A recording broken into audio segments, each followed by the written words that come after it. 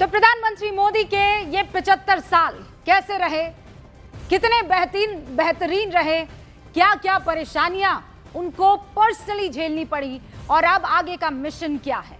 आज 75वें जन्मदिन पर हर उस आयाम पर बात होगी। इस मौके पर देश भर के अलग अलग इलाकों में तरह तरह के आयोजन हो रहे हैं। इस खास दिन पर केंद्र सरकार, भारतीय जनता पार्टी, राज्य सरकारें मिलकर कई बड़ी योजनाओं का शुभारंभ कर रही है। खूब सारे वर्ल्ड रिकॉर्ड जो है वो भी बनने वाले हैं और टूटने वाले हैं। मध्य प्रदेश के धार से स्वस्थ नारी सशक्त परिवार अभियान के तहत प्रधानमंत्री नरेंद्र मोदी 75,000 हेल्थ कैंप्स की शुरुआत करेंगे। 2 अक्टूबर तक ये कैंप चलने वाला है। महिलाओं, बच्चों के पोषण, जागरूकता और स्वास्थ्य पर फोकस करने वाले हैं।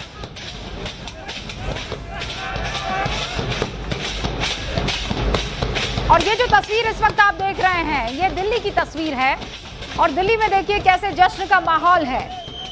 रेखा गुप्ता आपको दिल्ली की मुख्यमंत्री दिखाई दे रही है, उनके साथ पूरा उनका कैबिनेट मौजूद है और वो सुबह सवेरे कार्यक्रम के आयोजन में पहुंची हुई है। प्रधानमंत्री नरेंद्र मोदी के 75वीं जो सालगिरह है उस मौके पर, चाहे वो देश की राजधानी दिल्ली हो, चाहे वो देश का दिल मध्य प्रदेश हो, या फिर आप सुदूर साउथ की बात कर ले या कश्मीर की बात कर ले, हर एक इलाके में, हर एक राज्य में आज खूब जश्न मनाने की तैयारी है। और ये केवल ढोल और नगाड़ों का जश्न नहीं होने वाला है, यहाँ पर बाकायदा अलग अलग योजनाओं की शुरुआत होने वाली है।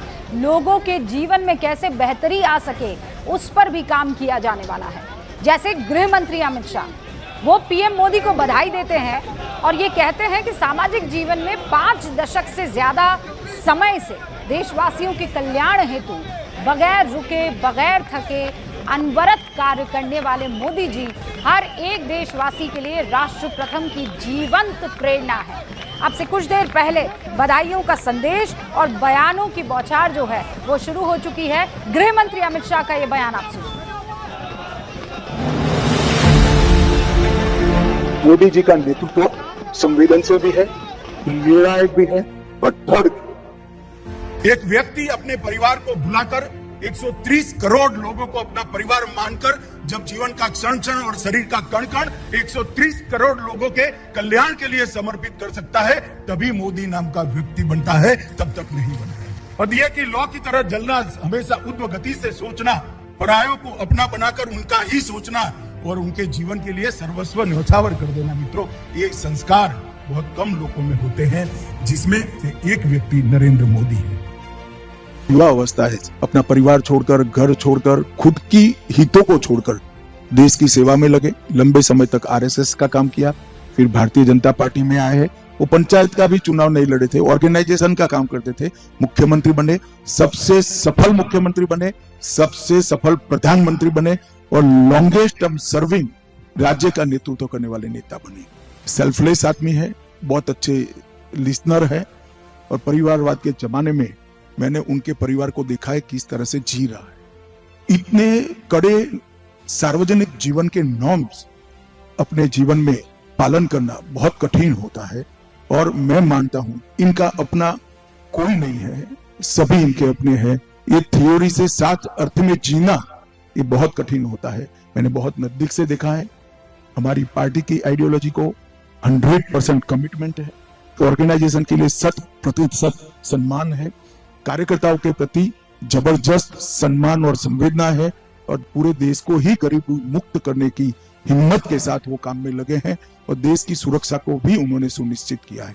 ढेर सारे काम ऐतिहासिक मोदी जी के समय में ही हुए, चाहे राम मंदिर बनाना हो, चाहे धारा 370 को हटाना हो, चाहे सीएए लाना हो, चाहे PF5 पर बैन लगाना हो, पाकिस्तान को मुंह तोड़ जवाब देना हो और 27 से ज्यादा देशों का सर्वोच्च नागरिक सम्मान भारत को दिलाना हो, ये सब नरेंद्र मोदी जी ने 11 साल में किया है। मैं मानता हूं कि ये पूरे देश में आज इनकी जिस तरह से स्वीकृति है, ये आने वाले दिनों में राजनीति में काम करने वाले सभी युवाओं के लिए एक प्रेरणा स्रोत बनेंगे। करोड़ों भारतीय जनता पार्टी के कार्यकर्ताओं के लिए भी प्रेरणा स्रोत बनेंगे। सिर्फ पॉलिटिशियंस नहीं है, समाज के अलग अलग ट्यूमुल से, यानी अलग अलग आयाम से प्रधानमंत्री नरेंद्र मोदी को जानने वाले, पहचानने वाले, चाहे दूर से उनको महसूस किया हो कि नज़दीक से उन्हें पहचाना हो, सब आज उनके जन्मदिन पर उन्हें याद कर रहे हैं, बधाई दे रहे हैं। क्रिकेटर मोहम्मद शमी, उन्होंने प्रधानमंत्री नरेंद्र मोदी को बर्थडे विशेस दी हैं। उन्होंने कहा है कि प्रधानमंत्री नरेंद्र मोदी एक कप्तान की तरह है। तो एक क्रिकेटर की जुबानी जरा सुनिए क्या कह रहे हैं वो प्रधानमंत्री नरेंद्र मोदी को उनके जन्मदिन पर। नमस्कार, मैं मोहम्मद शामी।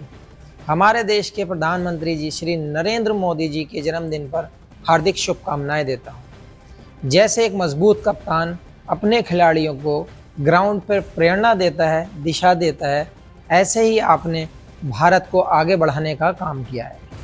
आपके नेतृत्व में भारत ने हर क्षेत्र में ऊंचाइयों की सफलताओं को छुआ है।